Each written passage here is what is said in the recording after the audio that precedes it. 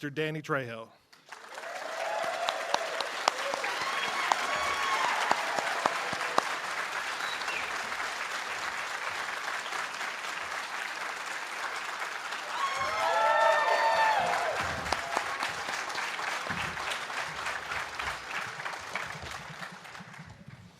Morning.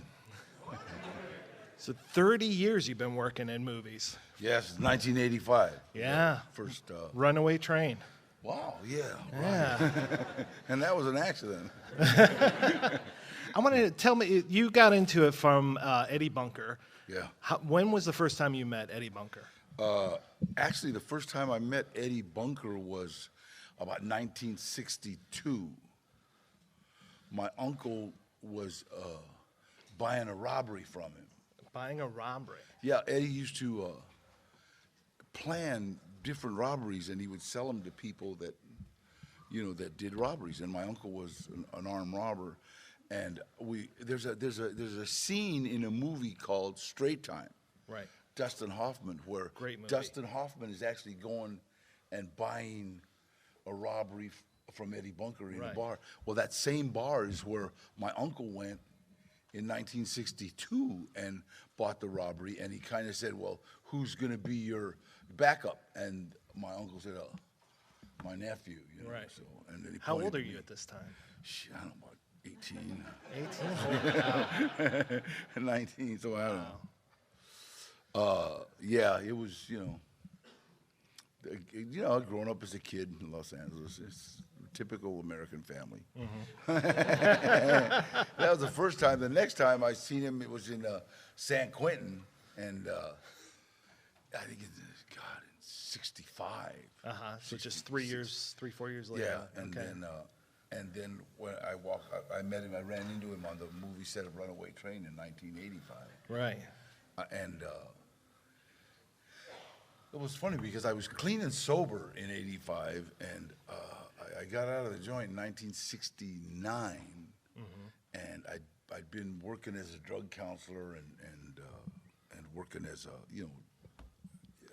in self-help groups and stuff. And By that time, you had completely turned your life around. And I got a call at 11 o'clock at night, and it was a kid that I'd been working with, and he said to please come down to his job and just support him, because 1985 cocaine was like running rampant in the United States and all over really, and especially on movie sets. It was like ridiculous. Oh yeah. So he gave me an address to a warehouse in downtown LA. So I thought he worked in a warehouse, and I thought we were going to go, to the parking lot and drink coffee and smoke cigarettes on his break, and then after his break he was going to go in and everybody was going to think I was his lover, and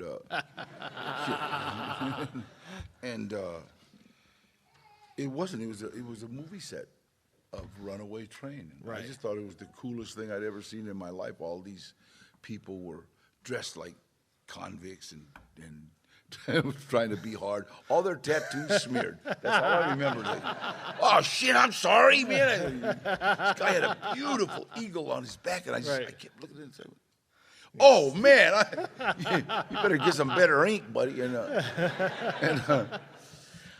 And so we were hanging out. He was a PA, which is a production assistant, and we were just like hanging out. And this guy comes up and says, "Hey, do you want to be in this movie?"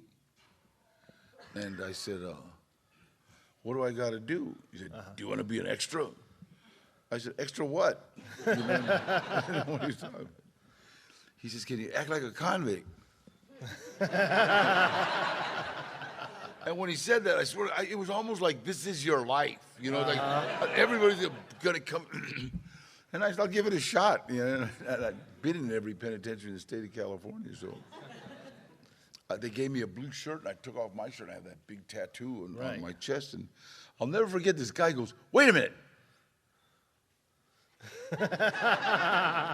I'm trying to figure out, what gang is that?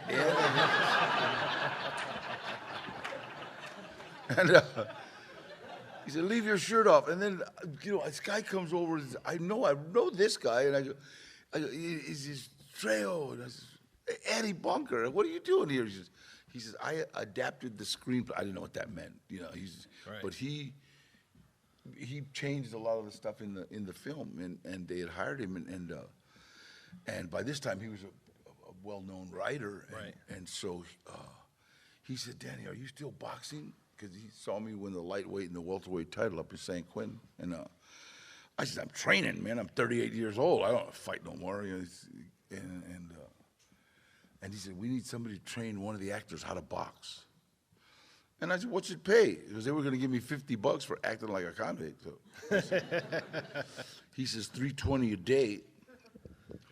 I said, how bad you want this guy beat up?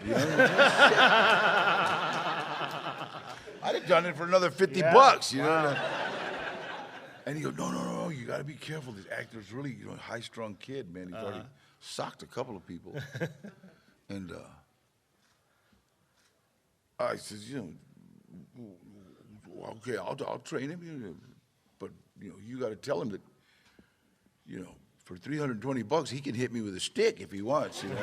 I couldn't believe it, and I started training an actor named Eric Roberts how to box for the movie Runaway Train, and the director saw me, and Eric was a movie star, and especially in '85, he was big. In '85, and movie stars do whatever they want to do, you know what I mean, and so him and the director didn't really, see eye to eye, I guess. But Eric would do whatever I told him to do because he wanted to learn how to fight. So the director saw that, and he said, "You be in movie. You fight Eric in movie." He's a Russian aristocrat named Andrei Kozlowski, who was really an aristocrat. His grandfather wrote like the Russian national anthem or something. I don't know. Jeez. His father had pictures hanging in the Louvre. I thought the Louvre was the bathroom. The thing in Paris, the Louvre, it's a bathroom. But he was. He says, you fight Eric, and everybody started screaming, "He's not SAG, he's not SAG." I don't know what they're talking about. I have no idea what they're talking about. And then he says, "Make him SAG," and leaned over and kissed me on one cheek and kissed me on the other cheek and walked away. And I told Eddie, "Look, Eddie, I'm going to train the kid for $320, but if I want to be kissing that old man, I want some more money." No, he's European. So me and Andre became very, very good friends. We kiss. I've always wanted to know more about the tattoo on your chest, because for a lot of years, even in that first role, that was kind of like your signature. Who is that lady on your chest? It was just a picture that we drew, me and a guy named Harry Super Jew Ross. And we were in San Quentin, and I wanted another tattoo, so he came with this. We drew this picture. Yeah. And it was it was his first tattoo, so. Holy cow. I wasn't going anywhere. So we started it in San Quentin, and then I got thrown out of San Quentin. I got sent to Folsom, and he had it half done. And so he had the outlines. Don't let anybody, it was kind of scene from West Side Story. Don't let anybody touch that tattoo. I won't. No matter what occurs. I was on the bus. He was on the dock. Right. So about 6 months later, he got to Folsom, and we did some more of it, and then there was a big riot in Folsom, and they sent everybody everywhere. I got sent to Soledad, and he was almost done, and he wanted to finish it, so I got sent to Soledad, and he went to Vacaville, and then about 6 months later, he came to Soledad, and we finished it. And actually, it was his first tattoo, so he became a really great tattoo artist. So he hated it. Like your first drawing when you're doing art. He hated it, and it made him famous. Don't show that to me. Shut up. Does she have a name? Nah, God, whoever I'm with. Oh, okay. There you go. Nice. It's you, honey. Really, it's you. I've got one more before I kind of open it up for some questions here. I've always been curious about your role in The Hidden, which was right around that same time. But I don't remember seeing you in that movie. I just remember hearing your voice. Yo, hippie, what kind of dude are you? I mean, I heard that so many times. It was a movie that was a sleeper that just, one of those little movies that it's still being showed. You know, and That's a great film. Great movie. Oh, yeah. And it's low budget, and they wrecked about 3 Ferraris. But they have one Ferrari that is like brand new, gorgeous, and then they have 4 that are like already wrecks. You know, They don't even have an engine. You know, so, but it's movie making, and all I am is in a jail cell, and it was funny that movie. I heard, yo hippie, what kind of dude are you? Because the director told me, Daddy, yell something at the alien. You know, and I. What the hell are you yelling at an alien? But, yo, hippie, what kind of dude are you? And then he shoots me. You know? I guess he wasn't a hippie. You know. So. All right, let's open it up for some questions real quick here. Who's got some questions for Mr. Trejo? All right, way back there. You're going to have to yell it out, and I'll repeat it. Yeah, you. Mr. Trejo, you did Eat, you did Con Air. Yeah. Right? When you compare movies like that, you know, is one more appealing to you than the other, or is it all just work? Is it just another role? It's kind of work. You know, it's kind of work. I had to, in order not to be seduced by the I guess the glamour or whatever of the film industry, you got to kind of like it's work. It's like a painter, a plumber, a carpenter. That's what I do, you know. And so I don't really, you know, my agency chooses roles they don't choose them. They hand me like 3 and say, you know, which one do you want to do, you know, and you know, which one pays the most, and and where am I going, you know, so those kinds of things. And then, but Heat was just, you know, God, man, that was like such a great movie. And then getting to work with Robert De Niro. When my son met Robert De Niro, he was like 9 years old, you know, and I had him on the set, and I says, Gilbert, this is Robert De Niro. Hey, Bob, this is my son, Gilbert. And Robert goes, hi, Gilbert. Swear to God, my son goes, you talking to me? You talking to me? He was 9 years old, and we were both. I said, Gilbert, you didn't see that movie. You know? He seen From Dusk to Dawn, but Taxi was a little. He goes, Dad, the Comedy Channel. You know, and so that's what he was, and him and Robert became very, very good friends. You know, so.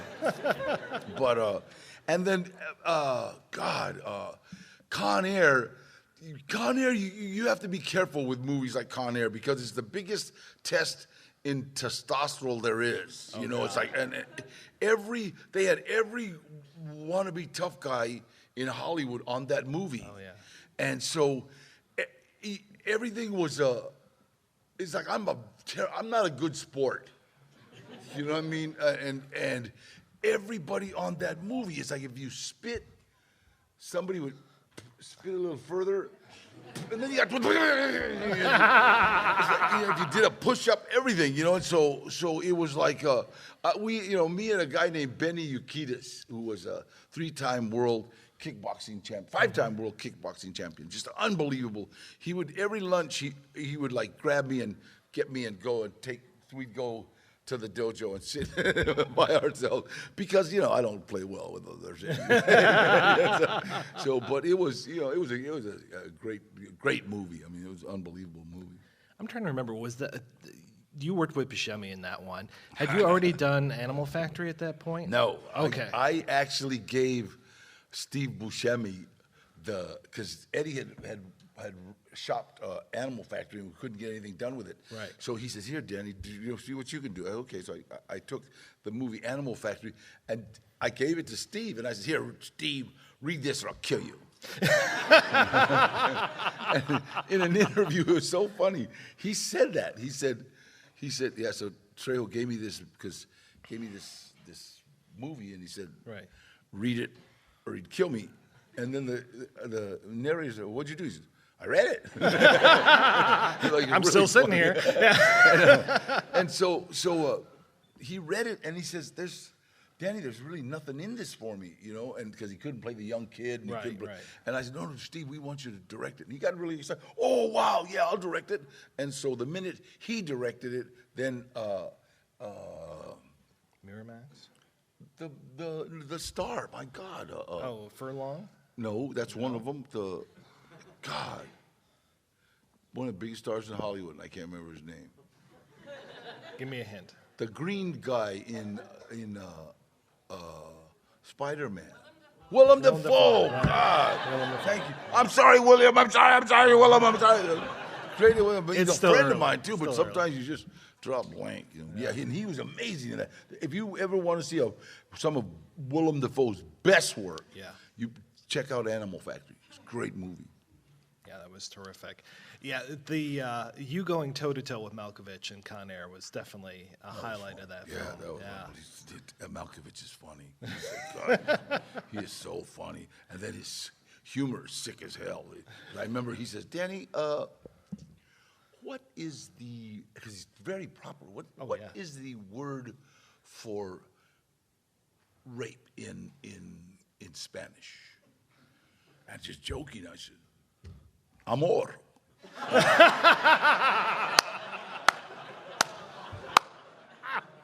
He thought it was the funniest thing he ever heard. I said, come on, man, it wasn't that funny, homie. That was funny.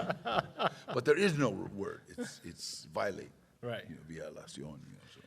So 85, you get into movies. Now, what's that like for you as far as, like, when do you finally realize I am now a movie star? I'm an actor. And do you then go out and start taking acting classes, or are you just you? I just, it was the first 5 years of my career,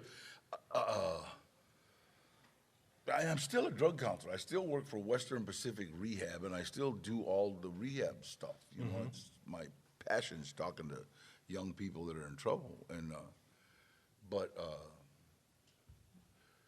I played inmate number 1 for the first 5 years of my career. Right. You know, I didn't know I had a career. I was making a lot of money. It was inmate number 1 and bad guy number 1, guy with tattoo. And so it was funny because the first time I was ever interviewed, this young lady, just fresh out of I guess interview school. I don't know. Danny, aren't you afraid you're being stereotyped and typecast? I didn't know what she was talking about. I said, I don't know what do you mean? She says, well, you're always playing the mean Chicano dude with tattoos. And I thought about it. I said, I am the mean Chicano dude with tattoos. Okay, somebody finally got it right. They're not putting brown paint on Brad Pitt. So so I didn't. My first 5 years, I never even had a name. The first name I ever had in the movies was Art Sinella in Death Wish 4 with Charles Bronson. Yeah. So that was kind of cool. And then after that, I did a movie called Against the Wall. Mm-hmm. And then it kind of took off, blood in, blood out, and then we started getting names. Yeah, I think the first time I ever saw you was in Marked for Death. Yeah, with Steven Seagal. Yeah, that was great. He's all right. Yeah, me and Steve, I pulled him in on Machete. Ah, yeah. And he was really good at that, and I killed him. First time he ever died on screen. So it's 1995. That's when you met Robert Rodriguez? Or had you met him before that? Before Desperado. Okay. And I walked into his office to cast for Desperado, and he said, you remind me of the bad guys in my high school. And I said, I am the bad guys in your high school. He just hit it off, and he handed me a knife, and I started twirling it. Oh, nice. That's what we just did. I dropped it a couple times, picked it up. He says, okay, well, my agent, Gloria, said, what did he say? I said, I don't know. He gave me a knife. And I don't know if he's handing everybody knives, but right. But so and then we got it, and I went to Texas, and we're there. All my family comes down and to visit me and buy booze, and you gotta have your priorities. And my uncle says, "Who's that?" And my Uncle Rudy, and he says, I says, that's Robert Rodriguez, the director. And my uncle was like an older, Mexican guy, kind of old, kind of gangster. Hey, calls Robert, the director. And Robert, young, he knows, the old guy called him, he comes over.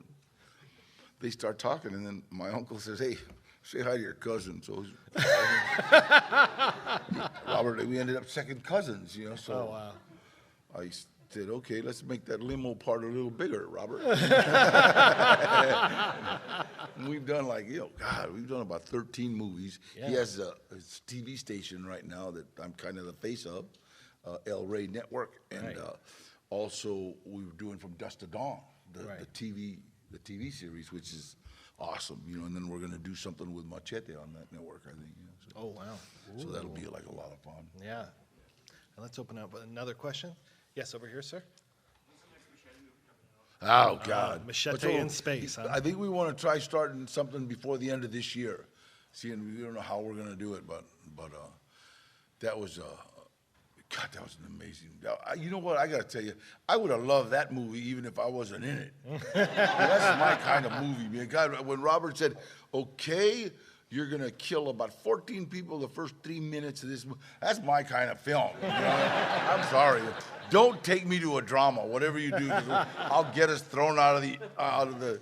My kids hated to go. Hi. So, but I love action movies. But you have been in Shakespeare. You were in Yeah. version of Richard III. Yeah, that was. I've never seen that. I want to see it. And then also I did a drama movie called Sherry Baby, that with Maggie Gyllenhaal. Mm-hmm. I got to go all over the world with that movie, and I hated it. Well, I didn't. It was just there was no. I was like the good guys. First time I ever played the good guy, the guy that after she'd been just abused and used, and I was the guy that helped her, and so it was kind of like I kept making up scenes like I'm banging on a motel door, and I told one of the stunt guys the next door, open the door and say, hey, hold it down and we'll fight. Trying to throw some action in there. Huh? No, Lori Collier was the director. No, Danny. Come on, he has a little flavor. Yes, sir, you here. Trejo's Taco. Oh, that's a restaurant that I'm opening up probably the end of September. Wow. It's going to open up right on La Brea between Pico and Olympic in Los Angeles. And then we're opening up right now. We've got a deal for about 5 of them, so we're going to try to put them all over. It's going to be a lot of fun. Awesome. Yeah, I got it. Mary, let's tell Ash. Ash is the guy in charge of the restaurant, so we're like... I got to tell you, I was very surprised when my wife got her AARP magazine, and I opened it up, and there's a picture of Danny Trejo and his dogs, and Danny's sitting on this huge chopper. Have you seen this? This is great. Wow, this is cool. My dog, look, I have this is a pit bull. Okay, this dog, I don't know what the hell he is, but we call him John Wesley Hardy. Beats the shit out of the pit bull, right? Then that's nothing. We have a little Chihuahua, okay, that chases them both. It's like so everything's backwards at the house. But I have about 5 dogs, and I'm a big animal rescue advocate, and I just love dogs. They're like just so cool, and they're really our responsibility because they were all happy running around naked, shitting anywhere, and we brought them into our camp, domesticated. Let's get another question from the crowd. Way back there. Yes, sir. Hi there, Tortuga. Hey. Still gonna offer you a copy of the bust of your head? Yeah, you know what? There's a couple running around here that people are sending me. That was a fun. Actually, I remember my agent calling me and says, "Danny, you want to do one of Hollywood's first?" And I said, "What? Cross the desert on a tortoise." I said, "Boy, it must be a pretty big tortoise." Wow. No, well, it's just your head. I just thought it'd be so. I wasn't, it was actually and so that episode did so well that we did like, they called me back in like 3 weeks or something. We did the prequel, so that was great. Yeah. There's a question over here. Yes, sir. You mentioned that you were going to do a show for Machete. Is that one going to be on Netflix as well? I'm not sure. I know the Rey Network is thinking about doing something, which is Robert's network. Robert Rodriguez has his own network, and it's really kind of I really enjoy watching that stuff. A lot of old movies, a lot of old. Yeah. Whoa! You can't see Dolomite anyplace else other than there. That's great. How many times have you died in the movies? Because like. I don't know, but I got even in Machete.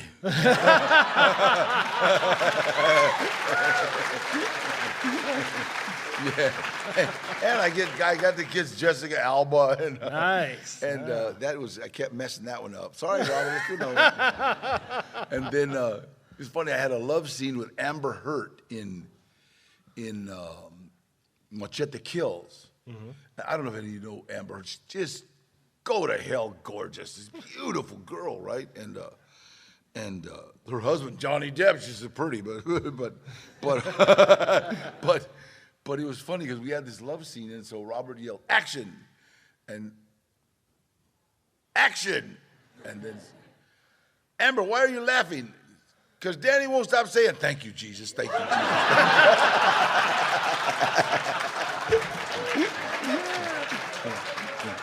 So we had a lot of fun. Let's take another question. Yes, sir. Right down here. I was just wondering what it was like working with Gina Carano. Like, did she teach you I couldn't hear you. Gina Carano. Did she teach you any MMA moves? We did that in Puerto Rico. How was it? Well, awesome. but she's I'm a big MMA fan anyway, but she's really when you work with like professional fighters and you have a fight scene with them or something, it's really easy because they know what they're doing. Right. When you work with an actor and you got a fight scene, a lot of times you're in trouble. Okay, well, put up your left hand. No, your other left. But usually they know what they're doing, and so it was like really a lot of fun, and she's absolutely gorgeous anyway. Are you? I feel like the real Machete can get that, you get all the girls. Machete gets the girls. Machete he kills the bad guys and gets the women. Where's my wife and daughter? That's so me. That's so me right there.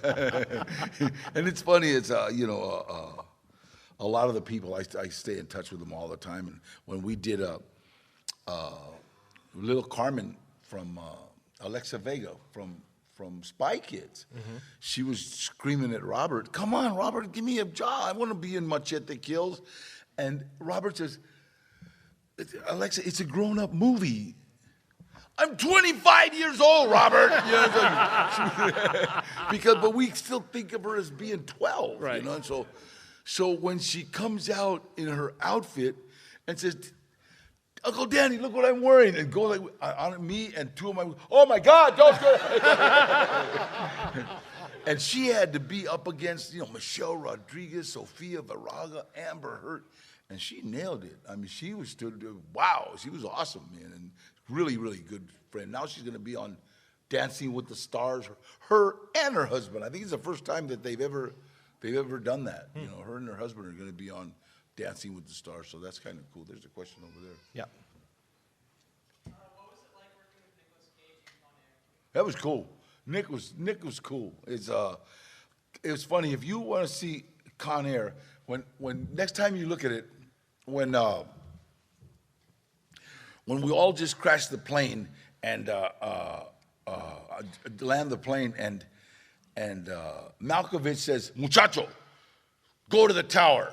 Well, I was 165 pounds when I was supposed to have ran to the tower. It was supposed to be an hour and 45 minutes in movie time, mm-hmm. But in real life it was about 3 weeks. Right. And I was in the desert. We were in the desert. Wendover, Utah, and the only cool place on the set was the workout trailer. So every day I'd go to the set and I'd be on hold, so I just work out. You know? So if you look, when I yell, "We got company," I was almost 180 pounds. So everybody was yelling, "Wow, what was in that trailer?"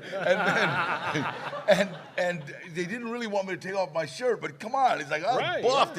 So I was, "Hey, we got company." I started waving my shirt, you know. So it looks really funny. Got one back here. Yes. First of all, 46-ish years sober. Oh, yeah, 47. Yeah, thank you. What is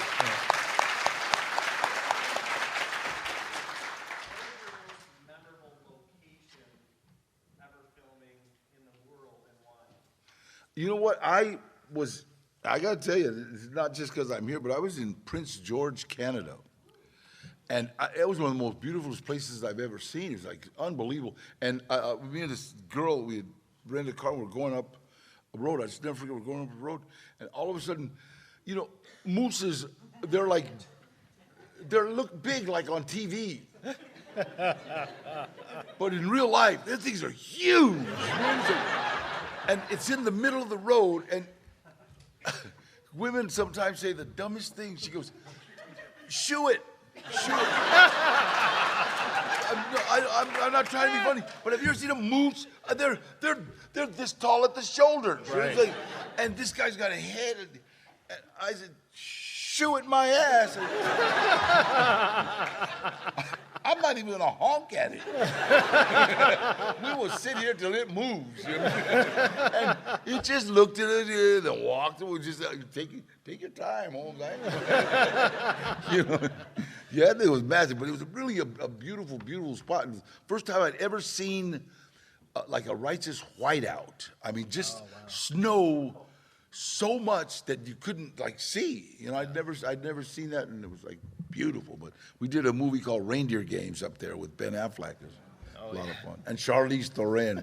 I love teasing her because she had on like a little short skirt and nylon stockings and high heels, and we had on, you know, regular clothes and a parka and stuff. And I would love standing by her all the time going, "Oh, they're treating us actors so bad.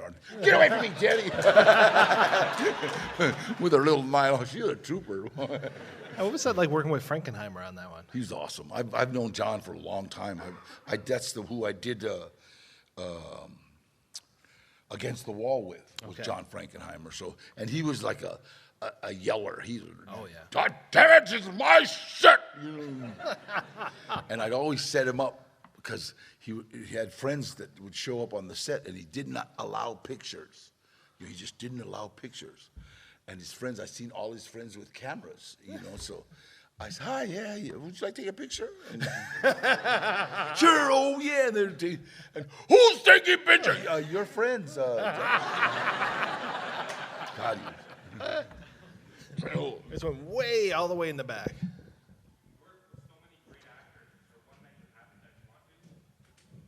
Who would you like to work with? Any of the gorgeous women that I've worked with before.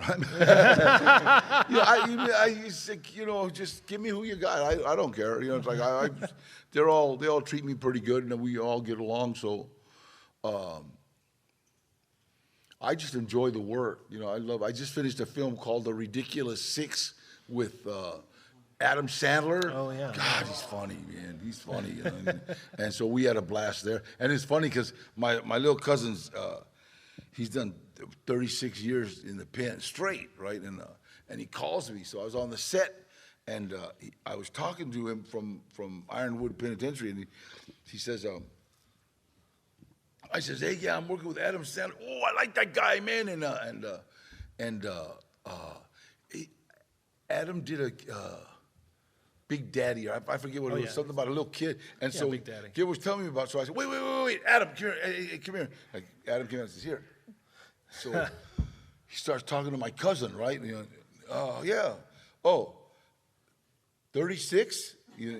Yeah, I did 36 years. I know the comedy, and I'm here, and I might get out, and God, I sure want to meet you." "Okay." And And so gives me back the phone. And I said, Adam, he'll do anything I ask him. I want to be in your next 2 movies. Okay.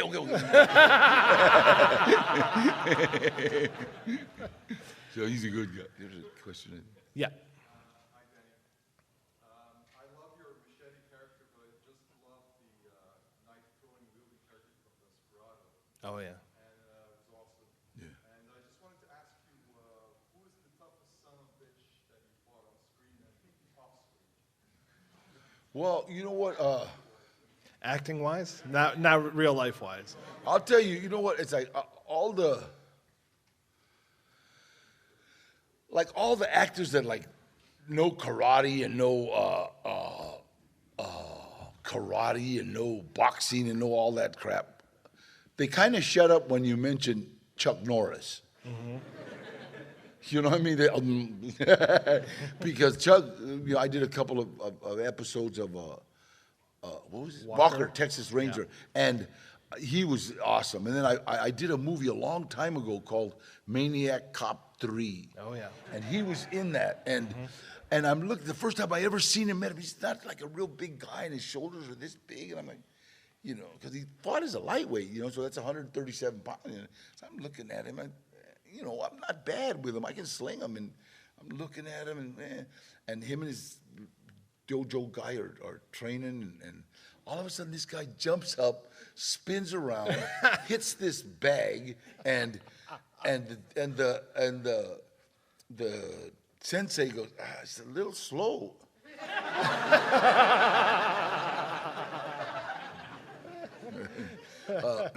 Mr. Walker, could I have a Chuck?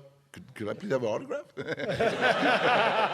So, you know, I mean, he's like the real deal. I would say he's probably. Guy back here I missed before with the yeah. Just wondering, what was it like to work with Rob Zombie, and what was your favorite movie that you were in? Rob Zombie is like awesome. I love Rob. He's like he's just cool, and he's a perfect leftover from the 60s, 50s, 70s that just hasn't come out. He's still there, you know. But he's so cool, you know. He does such great movies, you know. And you know, one of my favorite movies. I did a movie called Blood In, Blood Out a long time ago, and it was kind of first movie like that. I've always loved it because they portrayed the 3 Hispanic kids, and they didn't just show them all as being bad, you know. One's a cop, one's an artist, and you know, one's a leader of a gang, you know. But it was I just love the story, and it was a Taylor Hackford, you know. So he was cool. Yeah. No, there was somebody right here. Yeah. Hi. I'm a super huge fan, and so is my brother. We've watched you since we were like this little, probably not a good thing considering Pioneer, you know. My question is similar to his. What's the most fun you've ever had on a movie set and why? Well, I would have to say when I was doing Spy Kids, that was like the most fun of all. It was like amazing, you know, and working with Daryl and Alexa there's unbelievable kids, and everybody that talks about, you know, Hollywood kids, it's, you know, it has nothing to do with the industry. What it has to do with is the guidance that they're getting, you know, and that's all. That's just all, because Alexa was like a little movie star, but the minute the director would say cut, she would go get one of her little brothers and sisters, and it would be her turn to hold the baby, you know. And I watched her mom, and her mom was like, you know, was on her, you know. And then I was with Daryl one time, and Daryl was wow, everybody from Spy Kids and knew him, and we were walking with his brother, and he comes to me and he says, Danny, stick with my brother, okay, because I don't want him to feel bad. And I thought, wow, that was cool. So me and his brother hung out, you know, and all the little kids were running into Daryl, you know. So he would introduce his brother right away. Any other question? Hey, I just want to know a little bit more about your drug counts. Like, what do you tell a kid's leave counsel when they're getting in trouble, and how do you inspire them? Let me say this. One of the tough things about talking to kids is First of all, you have to get their attention, which is impossible because they have none. You know? And then you got to keep their attention, which is impossible because of number one, they have none. You know? And then you have to show them that you're cool, and that's impossible because if you're 10 years older than them, you're just not cool. You can't. You lose your cool at 10 years older, you know. Right. And then if you're, and then you deliver your message. My message is, you know, stay away from drugs and alcohol, and education is the key to anything you want to do. Well, anybody can deliver that message except for 1, 2, and 3. You see, that's all. Well, the gift that I've been given is that the minute I walk onto a campus, I have their attention. Not Danny Trejo per se, but the guy from Spy Kids, the guy from Dusk to Dawn, the guy from Con Air, the guy from Heat. That guy has their attention. Right. Machete got their attention like that. You know what I mean? And so it's like, and so it's easy.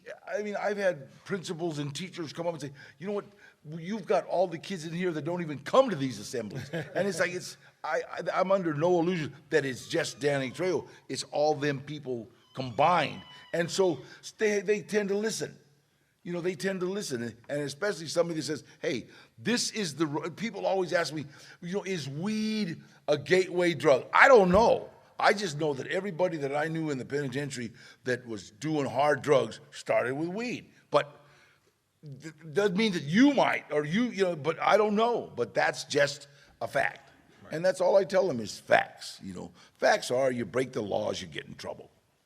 And when they're listening, they hear it. Mm-hmm. The biggest problem is 1, 2, and 3. Yeah. How often you get people now walking up to you and giving you Snickers bars? All the time. That was funny. Hey, Danny, you know, because a Super Bowl commercial is like a holy grail to an actor. It's unbelievable. More people watch the Super Bowl than the Oscars, you know, and more people watch the Super Bowl than even people that don't like football watch the Super Bowl to see the commercial. So, right. So when she said, Danny, we've got a Super Bowl commercial, I thought, wow, I just hit the roof. Oh, awesome. She goes, one problem. I said, what? She says, you're going to be Marsha Brady.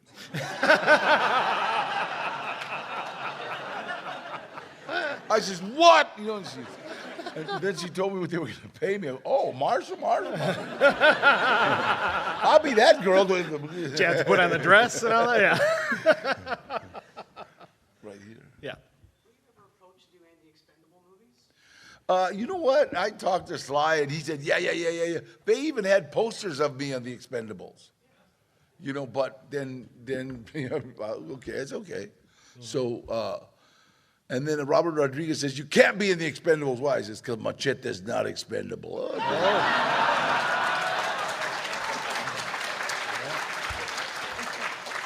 Somebody right here. First off, what was the most difficult film you ever worked on? And also, can we see your tattoo? What was the most difficult? Film you ever worked on?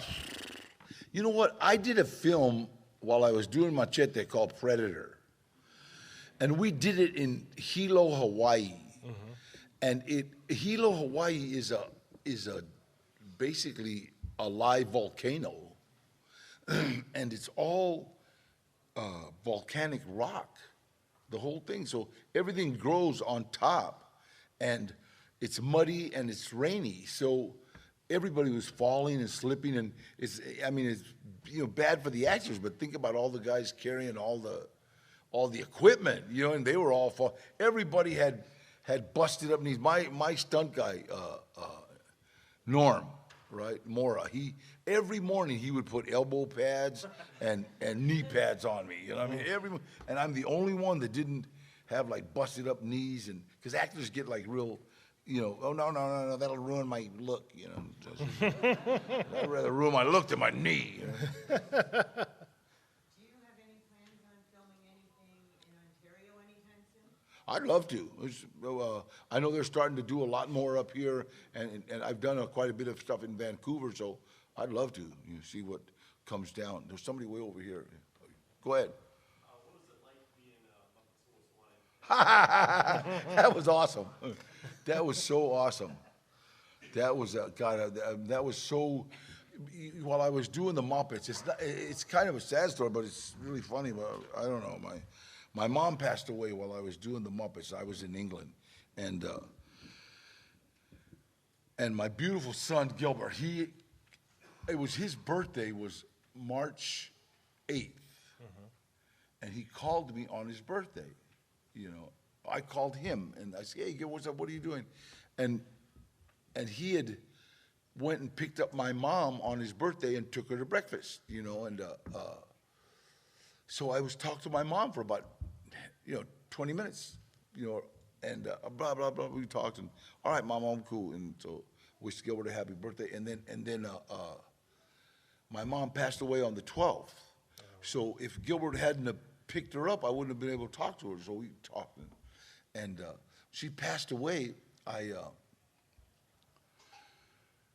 was getting ready to come back, and my secretary Mary said, "No, don't. We took care of everything. We got everything taken care of. Don't worry, man. Finish your job. Just finish. You'll just be in the way, And so my assistants, everybody took care of everything, I finished the movie, and when my dad passed away, I just froze up. I just stuffed it, all of it, and just took care of my mom and took care of all the business. My mom passed away. I just stopped. And everybody would come up and go, "Danny or Ruth, it's all right. It's cool. It's okay." And I could see my mom going, "Screw you. There's no way you're going to be that way with me." And I was just really hard. And then all of a sudden, the guy with Kermit came up. And Kermit, because those puppet guys, they won't talk to you if they got the puppet. It's like the puppet will talk. Oh, yeah. And Kermit goes, "I'm really sorry about your mom, Daddy." And he goes like this. I ran to the bathroom. Kermit followed me, and we stood in the bathroom. She was so, you don't understand, Kermit. She wrote to me all the time. I was in prison. The guy with the puppet didn't know what to do. But that was so Mom's got to me like always. All right, everybody, let's give it up for Mr. Trejo.